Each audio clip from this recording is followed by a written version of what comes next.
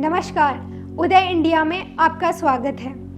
आज भारत में कश्मीर से कन्याकुमारी ही नहीं, वैश्विक रूप में अमेरिका तक अंतर्राष्ट्रीय योग दिवस की धूम छाई हुई है। इस वर्ष हम सभी स्वयं एवं समाज के लिए योग और महिला सशक्तिकरण के लिए योग सद्भावना से 10वां अंतर्राष्ट्रीय योग दिवस मना रहे हैं। योग का भारत में प्राचीन काल से ही महत्व रहा है।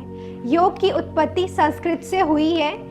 योग का अर्थ है जुड़ना, जोड़ना अथवा एकजुट होना।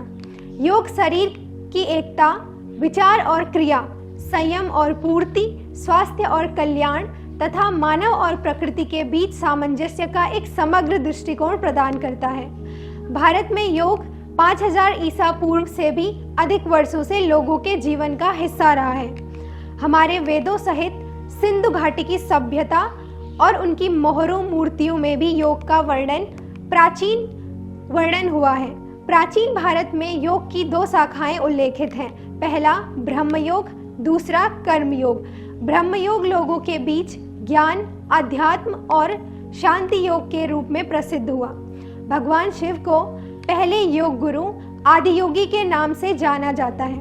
लगभग 2000 ईसा पूर्व योग सूत्र योग पर लिखा गया एक सुव्यवस्थित ग्रंथ है। योग सूत्र की रचना महर्षि पतंजलि ने की थी।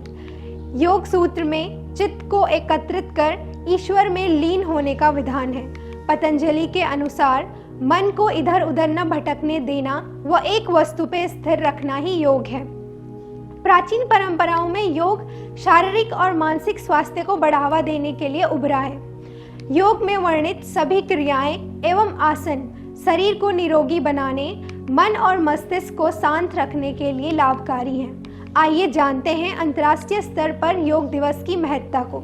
वर्ष 2014 में प्रधानमंत्री नरेंद्र मोदी जी द्वारा संयुक्त राष्ट्र में योग दिवस मनाने का प्रस्ताव रखा गया, जिसे पूरे विश्व ने स्वीकार किया और 21 जून 2015 को वैश्विक स्तर पर पहला योग दिवस मनाया गया।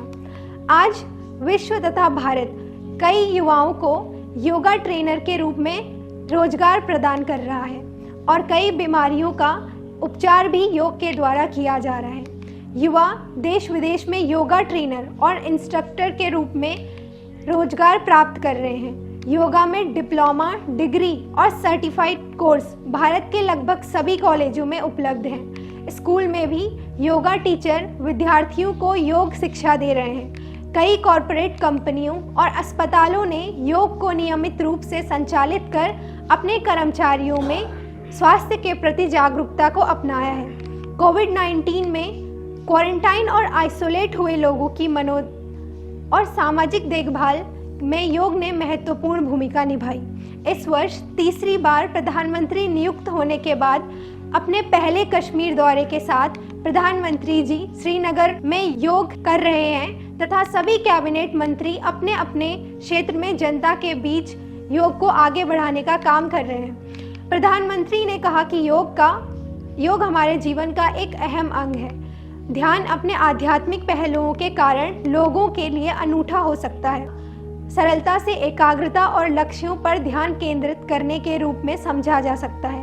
उन्होंने कहा कि इस एकाग्रता और ध्यान को अभ्यास और तकनीकों के साथ आगे बढ़ाया जा सकता है। मन की इस योगपूर्ण स्थिति में थकान कम होने के साथ साथ शानदार परिणाम भी मिलते हैं और ध्यान भटकने से बचने में मदद भी मिलती है। उन्होंने कहा कि आध्यात्मिक यात्रा के अलावा जिसे अंततः जीवन में आना है, ध्यान आत्मा सुधार और प्रशिक्षण एक साधन भी है। विश्व के सभी देश योग को आज अपना रहे हैं और स्वयं और समाज के लिए योग सद्भावना के साथ एकजुट हो रहे हैं। धन्यवाद।